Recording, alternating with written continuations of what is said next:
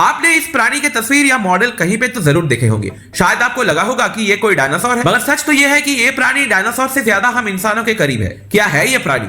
दरअसल इसका नाम है डायमेट्रोडॉन और ये प्राणी डायनासोर्स के विकसित होने के काफी पहले पर्मियन पीरियड में पृथ्वी पर रहता था। आज से करीब 2 करोड़ 95 लाख साल पहले से लेकर 2 करोड़ 70 लाख साल पहले तक डायमेट्रोडॉन साइनैप्सिड शाखा के अंतर्गत स्फेनाकोडोंटिडाई परिवार का प्राणी था। साइनैप्सिड शाखा के प्राणियों के खोपड़ी में आंखों के पीछे सिर्फ एक छेद होते हैं जिसे फेनेस्ट्रा कहा जाता है। वही दूसरी तरफ डायनासोर्स और दूसरे सरीसृप डायप्सिड्स होते हैं, यानी कि उनके खोपड़ी में आंखों के पीछे 2 फेनेस्ट्रा होते हैं। साइनैप्सिड शाखा के अंदर हम इंसान और बाकी स्तनपाई भी आते हैं, क्योंकि हमारे खोपड़ी में भी सिर्फ एक ही फेनेस्ट्रा है और इसीलिए ही डायमेट्रोडॉन हम स्तनपाइयों के पूर्वजों का रिश्तेदार था, ना कि डायनासोर्स का। डायमेट्रोडॉन के पीठ पर बेहद लंबे कांटे थे जो चमड़े से जुड़े हुए रहते थे और एक नौका के पाल की तरह दिखते थे। इस सेल का एग्जैक्ट काम क्या था, इसको लेकर साइंटिस्ट्स के बीच में काफी सारा डिबेट हुए हैं। पहले सोचा जाता था कि ये सेल शरीर के टेम्परेचर को कंट्रोल करने में काम आता था, मगर बाद में और रिसर्च से देखा गया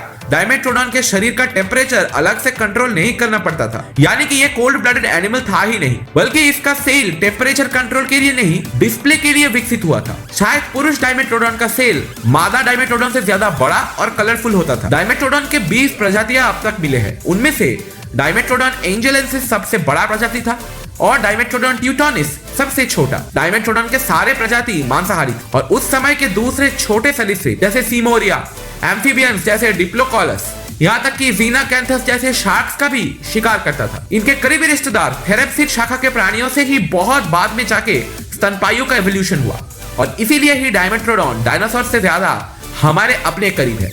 तो हमारे इस अद्भुत करीबी रिश्तेदार के बारे में सबको बताइए इस वीडियो को शेयर करके, और बीते हुए कल के प्राणियों के बारे में और जानने के लिए मेरे चैनल को जरूर सब्सक्राइब कीजिए।